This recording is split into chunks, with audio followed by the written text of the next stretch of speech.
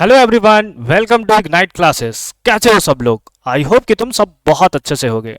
आज के क्लासेस में एक और important topic molecular formula and empirical formula, इसको हम लोग डिस्कस करने वाले हैं। ये क्लास 11th का अगेन बहुत ही ज़्यादा इंपॉर्टेंट टॉपिक है। यहाँ से कंफर्म होता है कि एग्जामिनेशन में क्वेश्चन पूछे ही जाते हैं। तो आज हम इस टॉपिक्स को बहुत अच्छे से कवर अप करते हैं। साथ ही साथ इस पर रिलेटेड जितने भी डाउट्स होते हैं उन सारे डाउट्स को भी हम लोग कंप्लीट करेंगे क्वेश्चंस के बेसिस पे। तो एक एक करके हम लोग स्टार्ट करते हैं, क्वेश्चंस को भी करेंगे और हम लोग सबसे पहले थ्योरी को भी समझेंगे। अगर तुम्हें मॉलिक्यूलर फार्मूला और एम्पिरिकल फार्मूला में कहीं भी प्रॉब्लम होता है तो आज का ये वीडियो तुम्हारे लिए है वन स्टॉप सॉल्यूशन। साथ ही साथ हम बहुत जल्दी एक वन शॉट वीडियो सॉल्यूशन लेकर भी आ रहे हैं।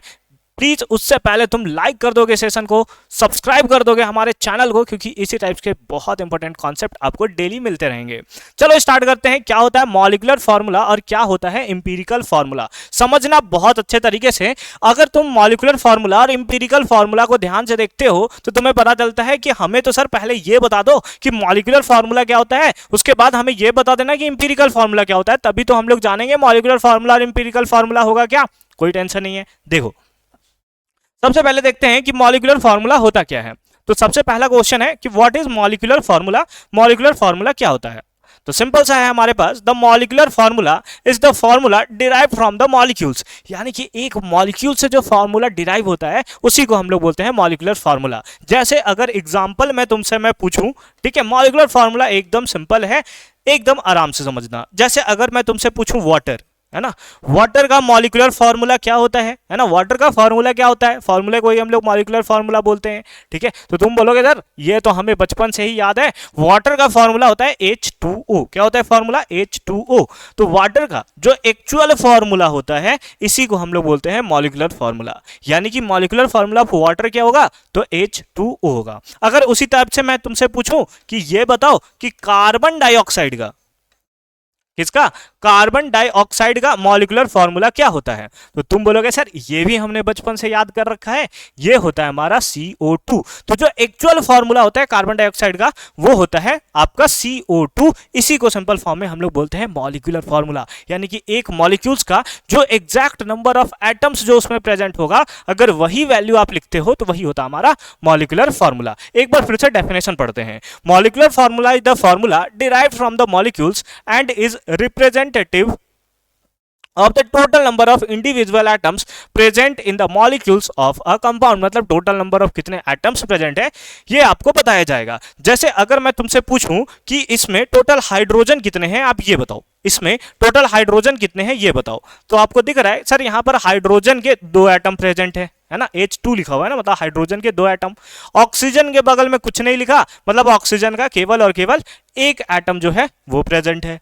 सेम केस में हमारे पास है कार्बन डाइऑक्साइड। इसमें अगर मैं तुमसे पूछूं कि कार्बन के टोटल कितने एटम्स प्रेजेंट है तो आप बोलोगे सर कार्बन के 1 एटम प्रेजेंट है। उसी टाइप से अगर मैं पूछूं कि ऑक्सीजन के कितने एटम्स प्रेजेंट है तो बोलोगे सर ऑक्सीजन के बगल में 2 लिखा हुआ है ना, तो इसके टोटल 2 एटम्स जो है वो प्रेजेंट होंगे, है ना, वो प्रेजेंट होंगे। तो इस तरीके से तुम मॉलिक्यूलर फार्मूला को समझ सकते हो कि मॉलिक्यूलर फार्मूला एक्चुअल में जितने नंबर ऑफ एटम्स उसमें प्रेजेंट होंगे उसी को सिंपल फॉर्म में हम लोग बोलते हैं मॉलिक्यूलर फार्मूला। आगे देखो क्या है, a molecules formula uses a subscript that report the actual number of each type of atoms in a molecules of a compound. वही तो अभी हमने देखा कि हर एक एलिमेंट, है ना, उसके टोटल कितने एटम्स प्रेजेंट हैं ये आपको बताता है एक्चुअल में मॉलिक्यूलर फार्मूला।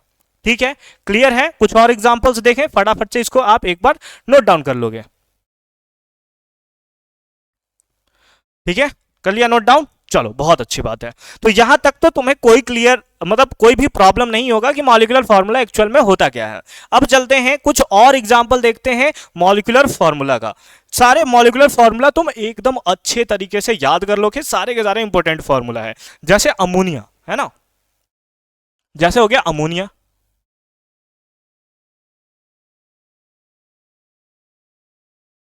है ना, अमोनिया।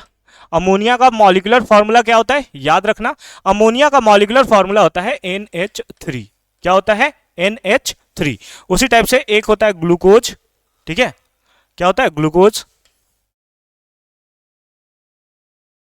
ग्लूकोज, ग्लूकोज का भी तुम्हें मॉलिक्यूलर फार्मूला याद रखना है जो कि होता है C6H12O6। ठीक है, ये होता है ग्लूकोज का। उसी टाइप से तुम्हें शुगर का भी मॉलिक्यूलर फॉर्मूला याद रखना है। क्या होगा सर? शुगर का मॉलिक्यूलर फॉर्मूला याद रखना, आगे चलकर यूज होगा ये भी, है ना। ये होता है C12H22O11, है ना। ये होता है शुगर का एक्चुअल में मॉलिक्यूलर फॉर्मूला। तो हमने अमोनिया का देखा, ग्लूकोज का देखा, शुगर का देखा। उसी टाइप से एक होता है सल्फ्यूरिक एसिड, ठीक है, सल्फ्यूरिक एसिड, इसका भी याद रखना। सल्फ्यूरिक एसिड का मॉलिक्यूलर फॉर्मूला होता है आपका H2SO4।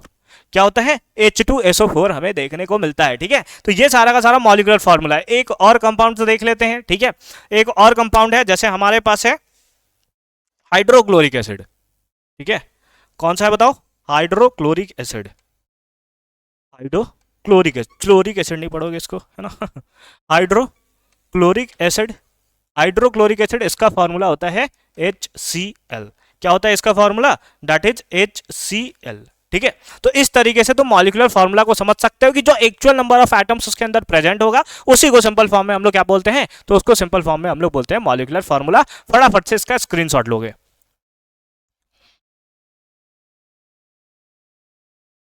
ले लिया स्क्रीनशॉट, चलो बहुत अच्छी बात है। अब चलते हैं आगे। मॉलिक्यूलर फार्मूला तो हमने एकदम बहुत अच्छे तरीके से क्लियर फॉर्म में समझ लिया है कि जो एक्चुअल फार्मूला होता है, वाटर का एक्चुअल फार्मूला होता था H2O, वही है उसका मॉलिक्यूलर फार्मूला। कार्बन डाइऑक्साइड का होता था CO2, वही है उसका मॉलिक्यूलर फार्मूला। उसी टाइप से अमोनिया का होता है NH3, वही है उसका एक्चुअल फार्मूला और वही है उसका मॉलिक्यूलर फार्मूला। मतलब एक्चुअल जो फार्मूला होता है उसी को सिंपल फॉर्म में हम लोग बोलते हैं क्या? मॉलिक्यूलर फार्मूला, ठीक है। क्लियर है? बोलो क्लियर है? हाँ सर एकदम क्लियर है हमें। चलो फिर नेक्स्ट स्लाइड पे चलते हैं हम लोग। नेक्स्ट में देखो क्या है, व्हाट इज इंपीरिकल फॉर्मूला, ठीक है। इंपीरिकल फॉर्मूला क्या होता है ये अब हमें समझना है। इंपीरिकल फॉर्मूला एक एग्जांपल के बेसिस में तुम्हें समझाऊं ना तो तुम ज्यादा अच्छे तरीके से समझ सकते हो। एकदम समझना, फिर डेफिनेशन पे हम लोग चलते हैं, ठीक है। ठीक है सर, जैसा आप बोल दो वैसा हम लोग करेंगे, ठीक है। तो इधर लिखते हैं नेम, इधर लिखते हैं मॉलिक्यूलर फॉर्मूला, है ना। इधर हमने लिखा है दैट इज मॉलिक्यूलर फॉर्मूला और एक साइड हम लोग लिखेंगे इंपीरिकल फॉर्मूला। क्या लिखेंगे बताओ? एक तरफ हम लोग लिखेंगे इंपीरिकल फॉर्मूला,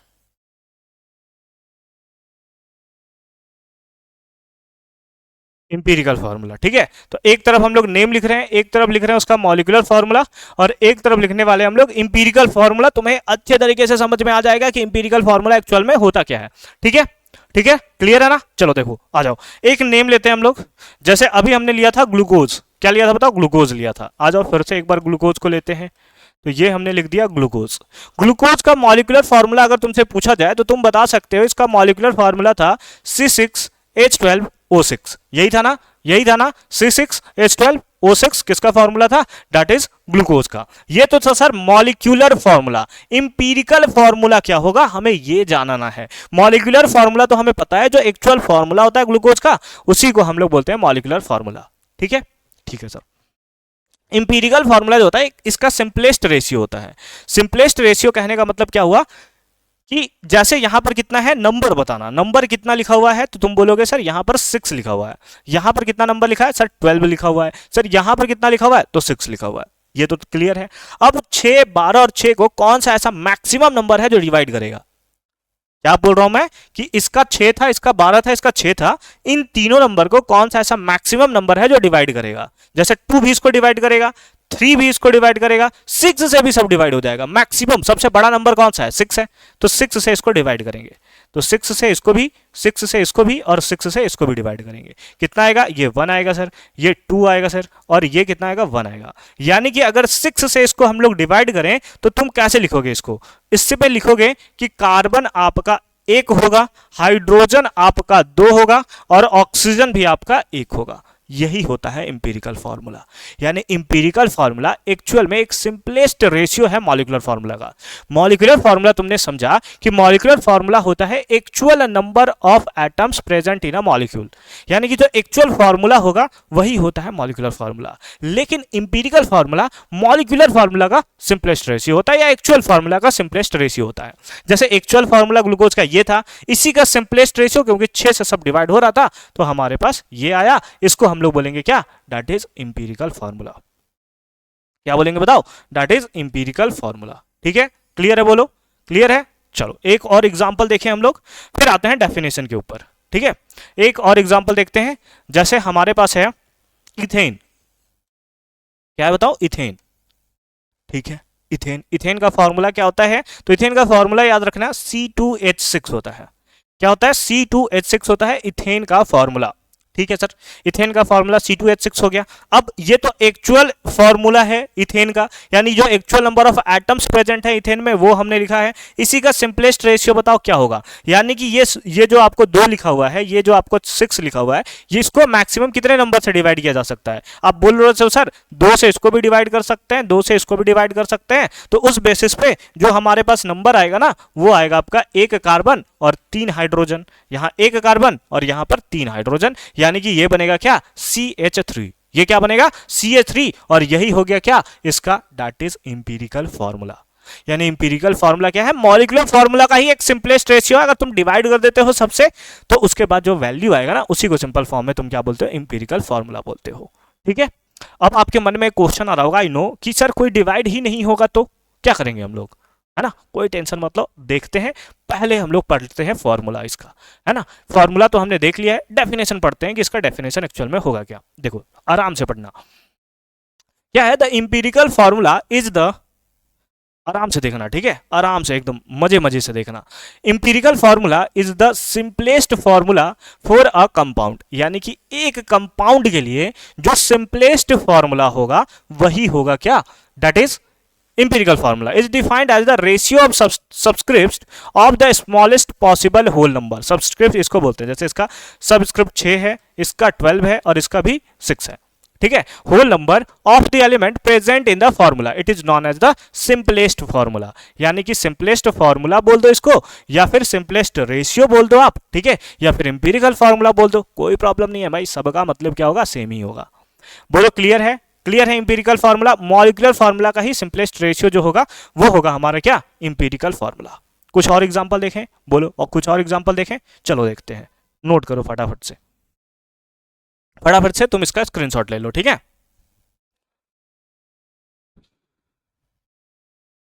ले लिया स्क्रीनशॉट, चलो ठीक है, आगे चलते हैं, आगे आता है रिलेशन, बट उससे पहले हम लोग कुछ और एग्जांपल देखते हैं। ठीक है,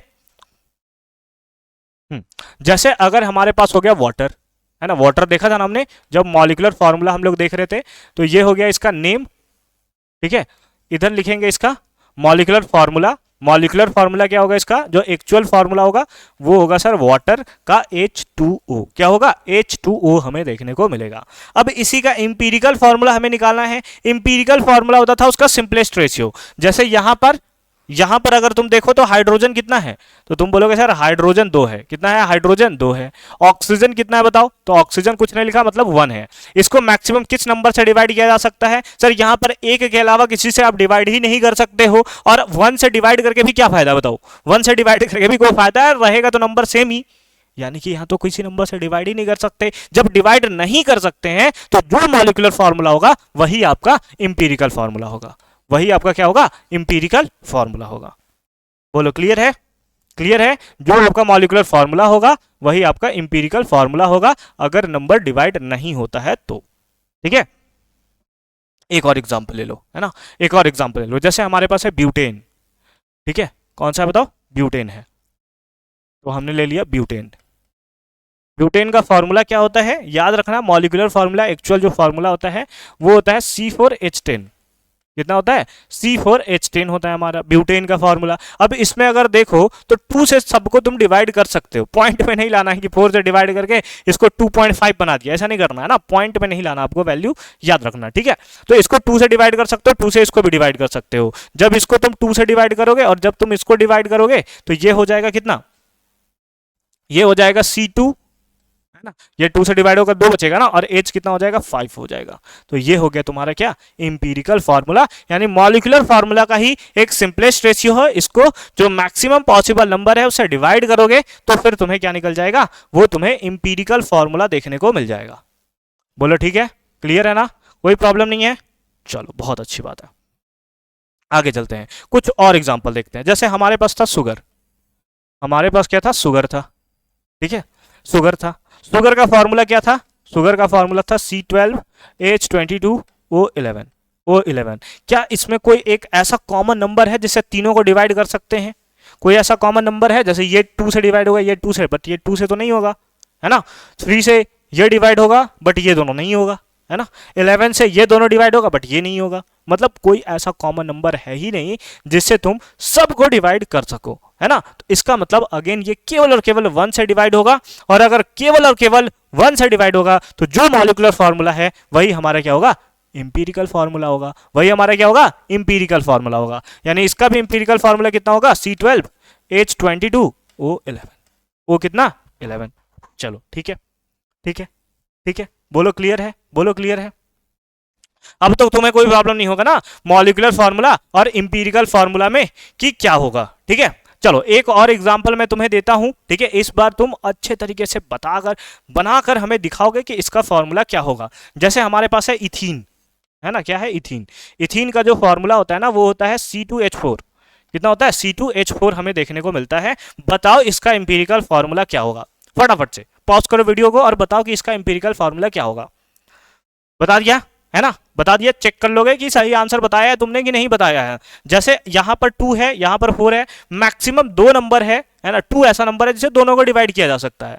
तो 2 से इसको भी तुम डिवाइड कर सकते हो, 2 से इसको भी डिवाइड कर सकते हो। तो उस केसेस में ये 1 हो जाएगा, ये 2 हो जाएगा, यानी ये बचेगा क्या? That is CH2। क्या बचेगा बताओ? तो ये बच जाएगा आपका CH2। इसको हटा देते हैं, इसको हटा देते हैं। तो ये हो गया आपका क्या? CH2 and this is the empirical formula. इस तरीके से तुम मॉलिक्यूलर फार्मूला और इंपीरिकल फार्मूला को एकदम ही सिंपल फॉर्म में समझ सकते हो। ठीक है, फटाफट से नोट करो, फटाफट से नोट करो, स्क्रीनशॉट लो इसका।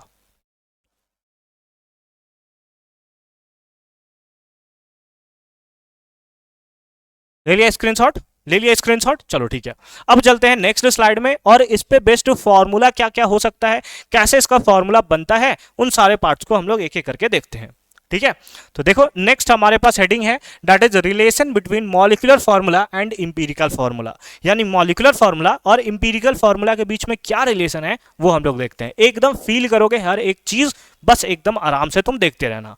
देखो मॉलिक्यूलर फार्मूला एक एग्जांपल लेते हैं अभी, है ना। इससे पहले हमने बहुत सारे एग्जांपल लिए थे, है ना, बहुत सारे एग्जांपल लिए थे।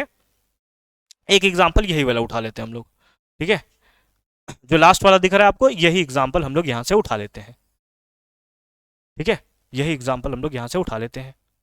इथीन है, C2H4 है, और इंपीरिकल फार्मूला क्या है? दैट इज CH2 है। ठीक है, चलो देखो इधर मैं नाम लिख रहा हूं, तो नाम क्या था उसका? इथीन। क्या नाम था? इथीन। मॉलिक्यूलर फार्मूला क्या था इसका? तो मॉलिक्यूलर फार्मूला था सर इसका, MF लिख दे रहा हूं मैं, दैट इज आपको पता चल जाए कि ये मॉलिक्यूलर फार्मूला है आपका। और इधर मैं लिखूंगा इसका क्या? इंपीरिकल फार्मूला EF, है ना। EF मतलब इंपीरिकल फार्मूला। ठीक है, चलो ठीक है। इथीन का मॉलिक्यूलर फार्मूला क्या था? तो ये था C2H4। C2H4 अभी देखा। इंपीरिकल फार्मूला क्या था? 2 से दोनों डिवाइड होगा ना, तो ये हो जाएगा क्या? CH2। क्या हो जाएगा बताओ? CH2 हो जाएगा। यानी इथीन का जो मॉलिक्यूलर फार्मूला है वो है C2H4, और जो इंपीरिकल फार्मूला है वो है C2H4 CH2। ठीक है, CH2 है। अब अगर मैं तुमसे पूछूं कि तुम्हें इंपीरिकल फार्मूला से मॉलिक्यूलर फार्मूला पे जाना है तो तुम किससे मल्टीप्लाई करोगे? अगर तुम्हें इंपीरिकल फार्मूला से मॉलिक्यूलर फार्मूला पे जाना है तो तुम किससे मल्टीप्लाई करोगे? तो तुम बोलोगे कि सर इस वाले नंबर को ना हम लोग 2 से मल्टीप्लाई कर देंगे। किससे कर देंगे? 2 से मल्टीप्लाई कर देंगे, तो ये C2 हो जाएगा और H4 हो जाएगा। ये ना करोगे? 2 से मल्टीप्लाई कर दोगे। बट अभी तो हमारे पास मॉलिक्यूलर फार्मूला लिखा हुआ है तो हम लोग बता दे रहे हैं। अगर नहीं लिखा रहे तो हम लोग को कैसे पता चलेगा कि इसको 2 से मल्टीप्लाई करना है, कि इसको 3 से मल्टीप्लाई करना है, कि इसको 4 से मल्टीप्लाई करना है? नहीं पता हमें, नहीं पता ना, कैसे पता चलेगा हमें?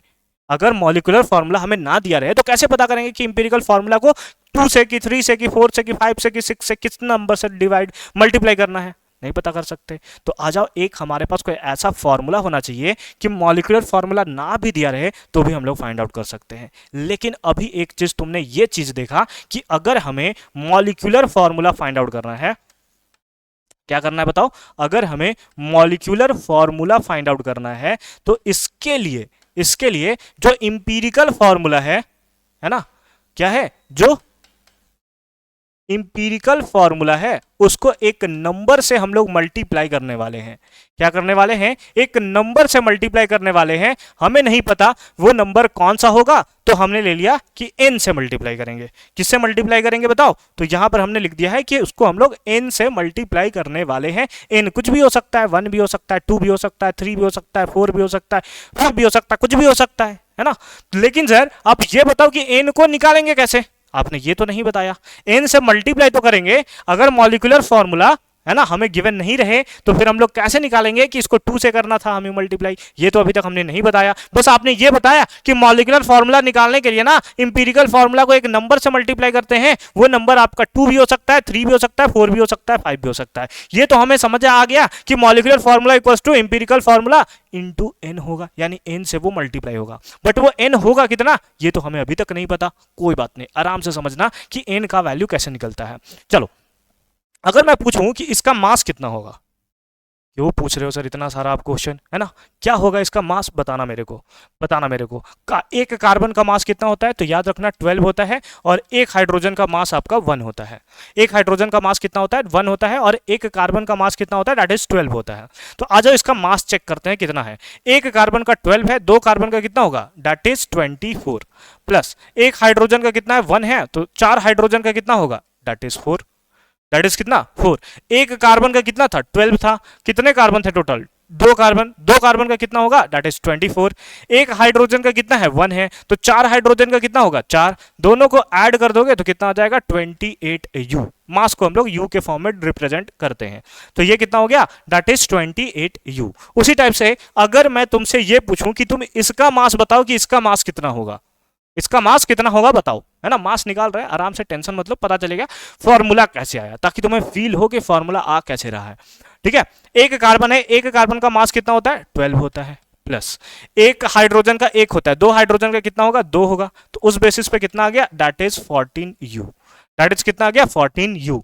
तो दो कार्बन 4 हाइड्रोजन, इसका मास आया है आपके पास 28u, और जो इंपीरिकल फॉर्मूला था उसका जो मास है वो आया है 14u। अगर तुम मॉलिक्यूलर मास को, ये मॉलिक्यूलर फॉर्मूला वाला जो मास निकला है, इसको अगर तुम डिवाइड दो इंपीरिकल फॉर्मूला से, क्या बोल रहा हूं कि इसका जो मास है जो कि 28 आया है, डिवाइड कर दो तुम इसके मास से, तो क्या तुम्हें वही नंबर मिलेगा जिस नंबर से तुम्हें मल्टीप्लाई करना था? क्या तुम्हें वही नंबर मिला जिस नंबर से तुमने मल्टीप्लाई किया था? इसका मतलब कि अगर हमें ये n का वैल्यू फाइंड आउट करना है ना, क्या करना है बताओ? कि अगर हमें ये n का वैल्यू फाइंड आउट करना है,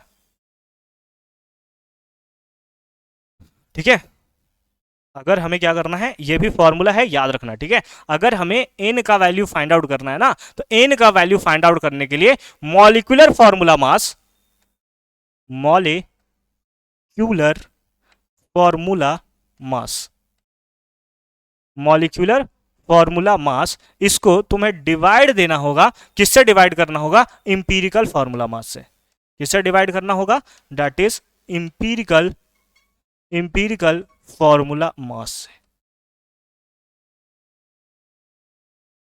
ये ना कहिए हमने, इसके मास को 28 जो आया था इससे डिवाइड किया, डिवाइड करने के बाद हमें वही नंबर मिला जिस नंबर से हमें मल्टीप्लाई करना था। यानी कि ये हमें एक्चुअल में बताया कि ये किसका वैल्यू तुम निकाल रहे हो बाबू? तो इसका निकाल रहे हो दैट इज इंपीरिकल फॉर्मूला का। किसका वैल्यू निकाल रहे हो? दैट इज, तुम निकाल रहे हो एन का वैल्यू, ठीक है। तो इस तरीके से तुम एन का वैल्यू एकदम सिंपल फॉर्म में, एकदम सटीक तरीके से तुम निकाल सकते हो। फटाफट से इसको तुम एक बार जो है वो नोट करोगे, ठीक है। चलो फटाफट से नोट करो इसको।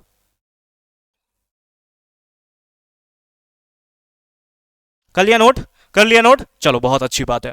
तो इस तरीके से तुम मॉलिक्यूलर फार्मूला, इंपीरिकल फार्मूला में क्या रिलेशन है वो समझ सकते हो कि जो मॉलिक्यूलर फार्मूला होता है अगर वो हमें निकालना है तो इंपीरिकल फार्मूला को हमें एक नंबर n से मल्टीप्लाई करना होगा। और वो n निकलेगा कैसे? तो n निकालने के लिए तुम्हें मॉलिक्यूलर फार्मूला मास, जो मॉलिक्यूलर फार्मूला दिया रहेगा तुम्हें क्वेश्चन में, उसका मास निकालना है और उसको डिवाइड कर देना है इंपीरिकल फार्मूला के मास से। कैसे निकलेगा एक एक करके अभी हम लोग देखने वाले हैं, तो टेंशन नहीं लेने का, ठीक है। चलो ठीक है, आगे चलते हैं, आगे चलते हैं। हमारे पास है इंपॉर्टेंट फॉर्मूला, जो अभी हमने दो फॉर्मूला लिखा था उसको एक बार फिर से हम लोग यहां पर लिख देते हैं, ठीक है।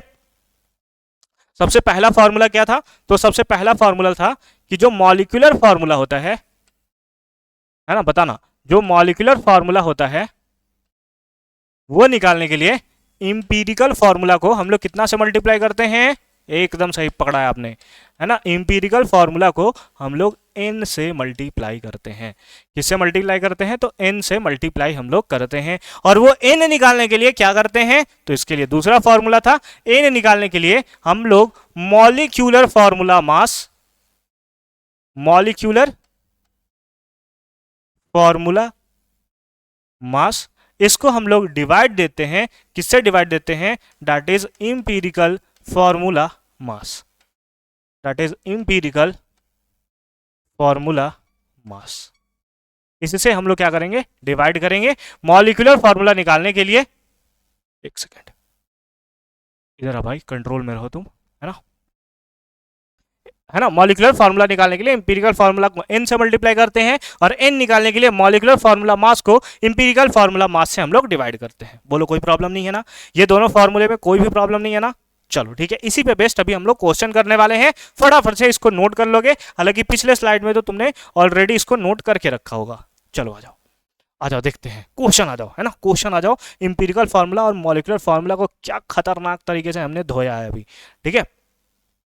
चलो देखोगे क्या लिखा है, the empirical formula of boron hydride, ठीक है। बोरोन हाइड्राइड आपको गिवन है, बोरोन हाइड्राइड का जो इंपीरिकल फार्मूला है वो आपको गिवन है, ठीक है। आ जाओ लिख लेते हैं, इंपीरिकल फार्मूला हमें गिवन है, सॉल्यूशन करते हैं इसका, है ना।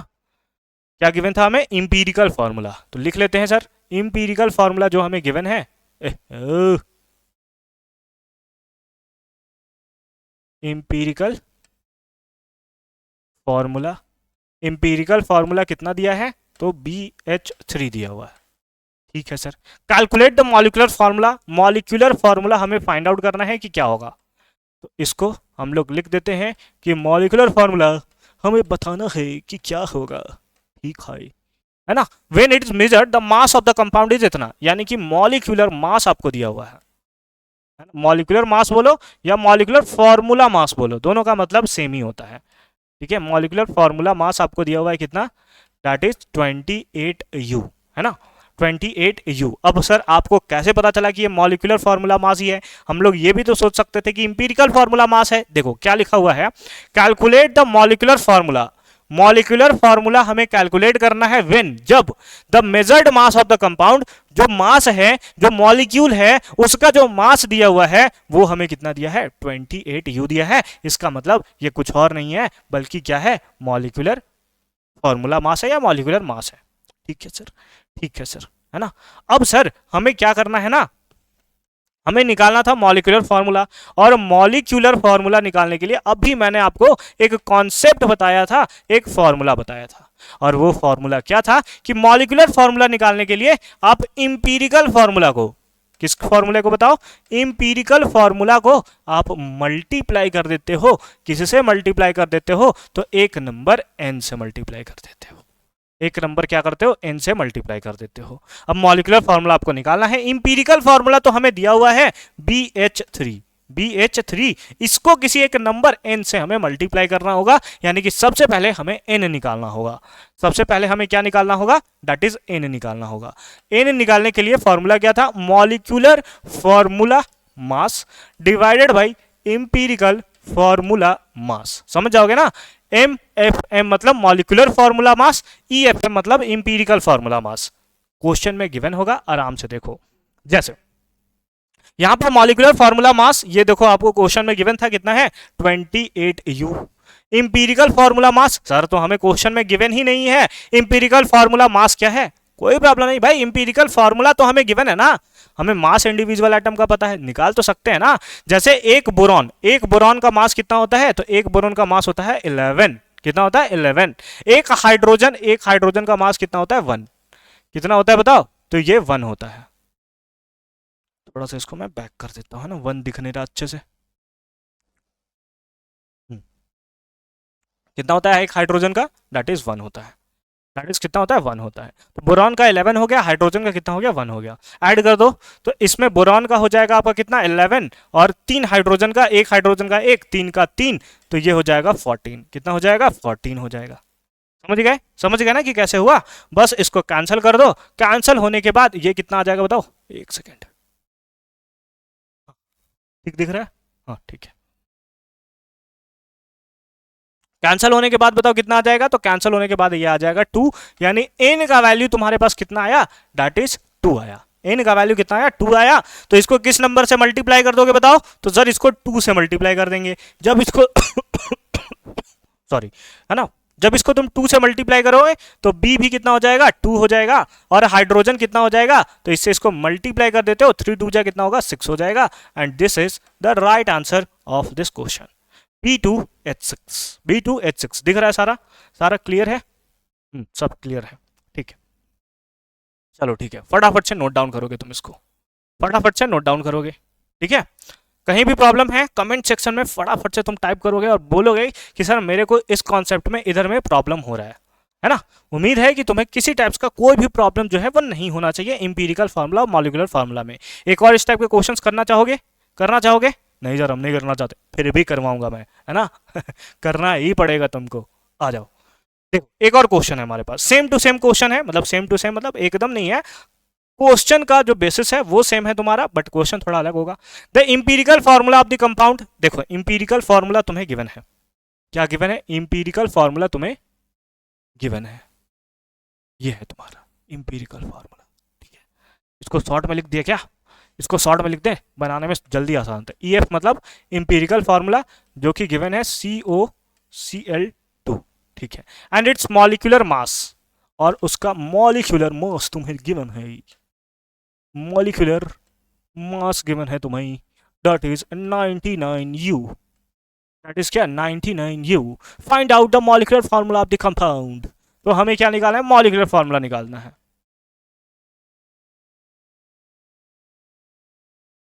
ना, मॉलिक्यूलर फार्मूला फाइंड आउट करना है कि क्या होगा। सेम केस, मॉलिक्यूलर फार्मूला निकालने के लिए इंपीरिकल फार्मूला को एक नंबर n से हम लोग मल्टीप्लाई करते हैं, तो वही लिख देंगे कि अगर हमें चाहिए मॉलिक्यूलर फार्मूला, अगर हमें चाहिए क्या मॉलिक्यूलर फार्मूला, तो उसके लिए हम लोग इंपीरिकल फार्मूला, इंपीरिकल फार्मूला इसको हम लोग मल्टीप्लाई कर देते हैं एक नंबर n से, ठीक है। अब n कौन सा नंबर होगा चेक करेंगे। इंपीरिकल फार्मूला क्या है, पहले इंपीरिकल फार्मूला हमें दिया है COCl2। अब इसको किससे मल्टीप्लाई करेंगे ये देखते हैं, जब हम लोग निकालेंगे n का वैल्यू, जब हम लोग निकालेंगे किसका, n का वैल्यू हम लोग फाइंड आउट करेंगे, तो आ जाओ n का वैल्यू हम लोग निकालते हैं। n का वैल्यू निकालने के लिए हमारे पास क्या था, इंपीरिकल फार्मूला मास, नहीं sorry, molecular formula mass divided by empirical formula mass, यही था कुछ, molecular formula mass divided by empirical formula mass, ठीक है, ठीक है। Molecular formula mass divided by empirical formula mass, यही था।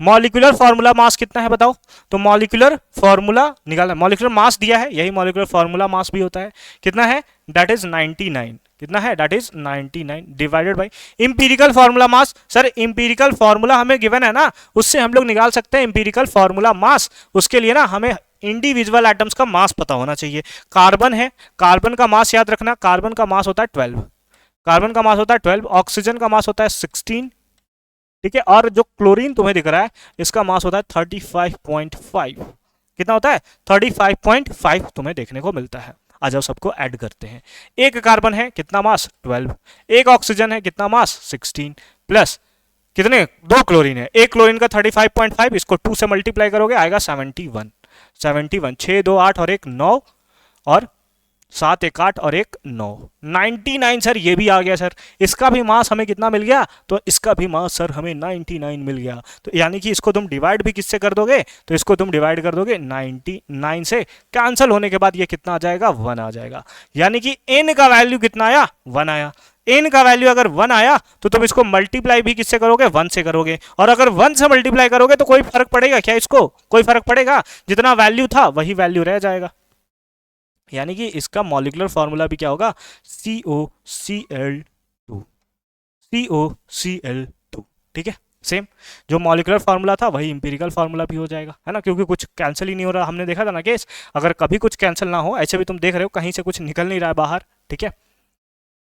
मतलब ये वाला पार्ट जो है यही है, मॉलिक्यूलर फार्मूला ही हमारा एम्पिरिकल फार्मूला है, या बोल सकते हो जो एम्पिरिकल फार्मूला है वही हमारा मॉलिक्यूलर फार्मूला भी है। ठीक है, क्लियर है? फटाफट से नोट डाउन करो। एक डिफरेंट टाइप का क्वेश्चन हम लोग देखते हैं जो एग्जामिनेशन में मेनली पूछा जाता है, फटाफट से नोट डाउन करोगे तुम इसको।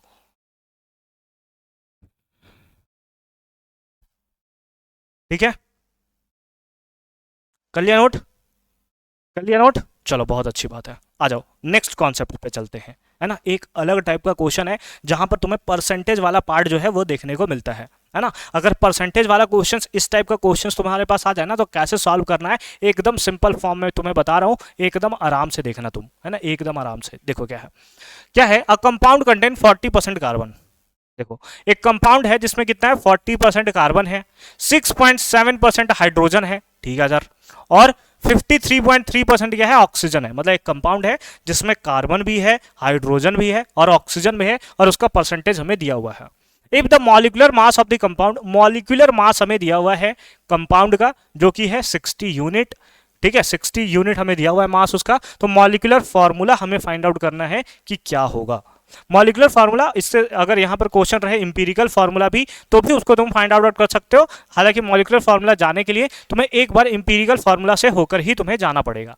ठीक है, तो आ जाओ, सबसे पहले इस क्वेश्चन को हमने देख लिया कि हमारे पास एलिमेंट्स गिवन है, उसका परसेंटेज गिवन है। अब हम लोग उसके बेसिस पे सबसे पहले क्वेश्चन को सॉल्व करते हैं कि कैसे ये सॉल्व होगा। चलो देखो क्या क्या क्या दिया हुआ है तुम्हें, कार्बन दिया हुआ है, तो एक तरफ हम लोग लिख लेते हैं एलिमेंट कि कौन कौन से एलिमेंट हमें गिवन है। ठीक है, एक तरफ हमने लिख दिया एलिमेंट, ठीक है सर। उसके बगल में लिखोगे उसका परसेंटेज कि वो नेचर में कितना परसेंटेज प्रेजेंट है। ठीक है, जैसे सबका परसेंटेज दिया हुआ है ना। फिर उसके बाद लिखना है उसका एटॉमिक मास। क्या लिखना है उसका, एटॉमिक मास, सबका पता है ना, अभी तो तुम्हें बताया था, कार्बन का 12 होता है, हाइड्रोजन का 1 होता है, ऑक्सीजन का 16 होता है ना। फिर उसके बाद तुम परसेंटेज को डिवाइड करोगे एटॉमिक मास से। क्या करोगे, परसेंटेज को डिवाइड करना है तुम्हें एटॉमिक मास, ए मतलब एटॉमिक मास। ठीक है, और लास्ट में तुम लिखोगे सिंपलेस्ट रेशियो। क्या लिखोगे लास्ट में, दैट इज सिंपलेस्ट रेशियो। ठीक है, जो कि तुम्हें इंपीरिकल फार्मूला के बारे में बताएगा। ठीक है, इंपीरिकल फार्मूला के बारे में तुम्हें बताएगा। ठीक है, चलो आ जाओ फटाफट से देखो कौन कौन से एलिमेंट्स प्रेजेंट है। कार्बन है, हाइड्रोजन है, ऑक्सीजन है। लिख लेते हैं कौन सा है, कार्बन है, हाइड्रोजन है और ऑक्सीजन है, यही 3 एलिमेंट प्रेजेंट है ना। परसेंटेज क्या दिया है, कार्बन का दिया है 40%, ठीक है, हाइड्रोजन का दिया है 6.7%, ठीक है, ठीक है, और ऑक्सीजन का हमें दिया हुआ है 53.3%, 53.3%। सबका हमें क्या है, परसेंटेज जो है वो गिवन है, सबका परसेंटेज हमें मिल गया। अब एटॉमिक मास बताओ, कार्बन का एटॉमिक मास कितना होता है सर, 12 होता है सर। हाइड्रोजन का एटॉमिक मास कितना होता है सर, 1 होता है सर। ऑक्सीजन का एटॉमिक मास कितना होता है सर, 16 होता है। लिख लिया, है ना, सबका परसेंटेज लिख लिया, और उसके बाद हमने सबका एटॉमिक मास भी लिख दिया। अब परसेंटेज को डिवाइड करो एटॉमिक मास से, यानी कि 40 को तुम डिवाइड करोगे 12 से। किससे डिवाइड करोगे, 12 से डिवाइड करोगे। थोड़ा अच्छे से डिवाइड करता हूं मैं, ये 40 है, इसको डिवाइड करना है किससे, 12 से। आ जाओ डिवाइड करते हैं, कितना होगा, 12 3 जा 36, फिर 40, यानी कि आ जाएगा 3.33। कितना आ जाएगा, 3.33। इसको डिवाइड करोगे, परसेंटेज को डिवाइड करोगे एटॉमिक मास से, यानी कि 6.7 को डिवाइड करना है तुम्हें 1 से। 6.7 को डिवाइड करना है किससे, 1 से, तो ये वैल्यू कितना आएगा, तो ये आ जाएगा 6.7, 6 पॉइंट कितना आएगा, 7 आएगा। 53.3 है, इसको डिवाइड करना है किससे, 16 से, तो यहाँ पर लिखते हैं 53.3, और इसको डिवाइड करना है हमें 16 से। इसको तुम डिवाइड करोगे तो 3 टाइम्स में आएगा 48, फिर 53 हो जाएगा, वैसे 53 होता रहेगा, तो यानी कि ये आ जाएगा 3.3। ठीक है, आ जाएगा बताओ, 3.3 अगेन ये आ जाएगा। ठीक है, ठीक है, सारा एक पॉइंट के बाद एक डिजिट है, तो इसको भी पॉइंट के बाद कितना बना देते हैं, एक डिजिट बना देते हैं। ठीक है, ठीक है, समझ गए। अभी तक क्या हुआ, सबसे पहले एक तरफ हमने एलिमेंट लिखा, उसके बगल में उसका परसेंटेज लिखा, फिर हमने एटॉमिक मास लिखा हर एक एलिमेंट का, और फिर उसके बाद एटॉमिक मास को, है ना, परसेंटेज को हमने एटॉमिक मास से डिवाइड किया हर एक केस में। अब तुम्हारे पास लिखना है सिंपलेस्ट रेशियो, और यहीं पर तुम्हारा मेन काम स्टार्ट होता है इंपीरिकल फॉर्मूला फाइंड आउट करने का। तो आराम से देखना एकदम, ठीक है। वैल्यू कितना आया है, 3.3, लिख लेते हैं इसको 3.3। इसमें वैल्यू कितना आया है, 6.7, लिख लेते हैं यहाँ पर 6.7। यहाँ पर वैल्यू कितना है, 3.3, इसको हम लोग लिख लेते हैं 3.3, है ना, सारा वैल्यू हमने लिख लिया। सिंपलेस्ट रेशियो निकालने के लिए इन तीनों में से जो सबसे छोटा नंबर है उससे हम लोग डिवाइड कर देते हैं। इन तीनों में सबसे छोटा नंबर कौन सा दिख रहा है? 3.3, 3.3, ये तो बहुत बड़ा नंबर है, यानी कि सबसे छोटा कौन सा है? 3.3, चाहे यहाँ लो यहाँ लो 3.3 सबसे छोटा नंबर है, उस नंबर से तीनों को डिवाइड कर दो। क्या बोला मैंने? सबसे छोटा नंबर लो और उससे तीनों को डिवाइड कर दो, तो इसको डिवाइड करोगे कितना होगा? 3.3, इसको डिवाइड करोगे कितना होगा? 3.3, और इसको भी डिवाइड करोगे कितना आएगा? 3.3, है ना, डिवाइड कर दिया तीनों को 3.3 से। अब कैंसिल कर दो, है ना, अप्रॉक्स में कैंसिल करना है तुम्हें, याद रखना किसमें करना है? अप्रॉक्स में कैंसिल। इसको कैंसिल करोगे 1 टाइम्स में, इसको कैंसिल करोगे तो 2 पॉइंट समथिंग आएगा भाई, 2.0, उससे लिखने से अच्छा है अप्रॉक्स में ये 2 आएगा, है ना, तो 2 लिख दोगे इसको।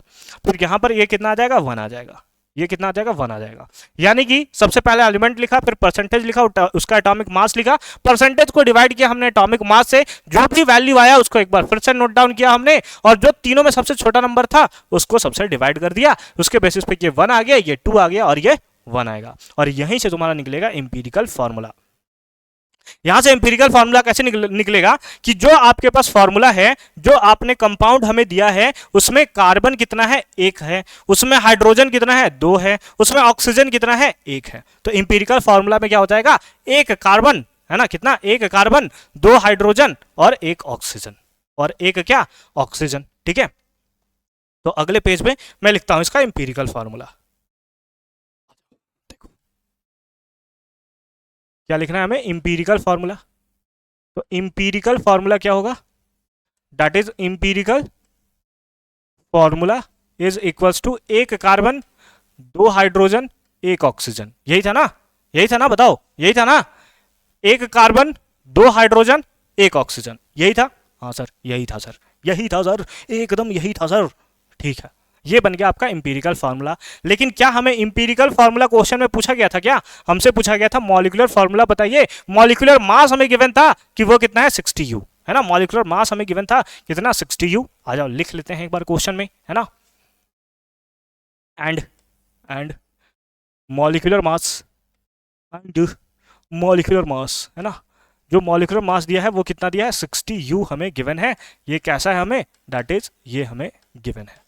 तो आपको निकालना क्या है? मॉलिक्यूलर फॉर्मूला आपको फाइंड आउट करना है। तो नाउ मॉलिक्यूलर फॉर्मूला, एम लिख दूं मैं इसको? मॉलिक्यूलर फॉर्मूला फाइंड आउट करने के लिए EF यानी कि इंपीरिकल फॉर्मूला को एक नंबर n से तुम मल्टीप्लाई करते हो।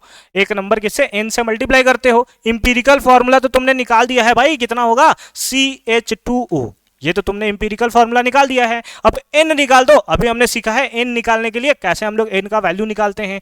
n निकालने के लिए सिंपल सा फॉर्मूला है कि n is equals to, formula होता है हमारे पास that is molecular formula mass, molecular formula mass या molecular mass divided by empirical formula mass या empirical mass. Molecular formula mass या मॉलिक्यूलर मास हमें दिया हुआ है कितना? 60।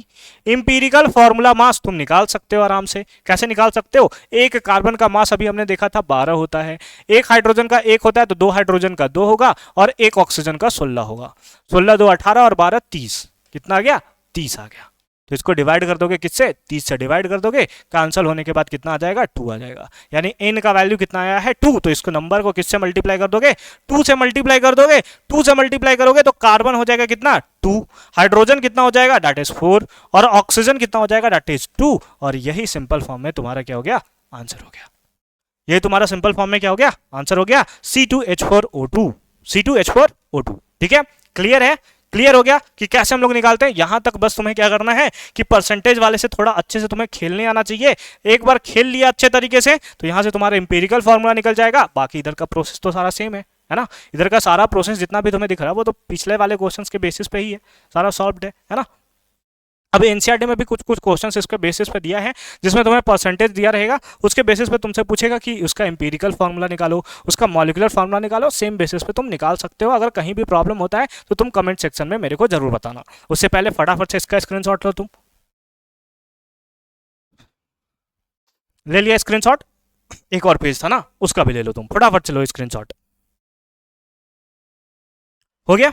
हो गया। तो यहां पर हमारा इंपीरिकल फार्मूला और मॉलिक्यूलर फार्मूला का सारा कॉन्सेप्ट जो है फिनिश्ड हो जाता है। कुछ और जो है वो हाई लेवल के क्वेश्चन है जो जेई और नीट के एग्जामिनेशन में भी पूछे जाते हैं, साथ ही साथ एनडीए के भी एग्जामिनेशन में यहां से क्वेश्चन पूछे जाते हैं कभी कभी, है ना। तो उसके लिए क्या करना होगा आपको, उसके लिए सिंपली आपको क्या करना है कि हमारे इंस्टीट्यूट आना है, इग्नाइट क्लासेस, है ना, जो कि प्लाजा चौक में प्रेजेंट है रांची में, ठीक है। तो वहां पर आओ, सारे का सारा पार्ट जो है इसका एडवांस लेवल का क्वेश्चन जो है वो भी आपको समझाया जाएगा। आज के क्लासेस में इतना ही। मॉलिक्यूलर फार्मूला, इंपीरिकल फार्मूला के हर एक क्वेश्चंस को हमने कंप्लीटली क्लियर कर दिया है।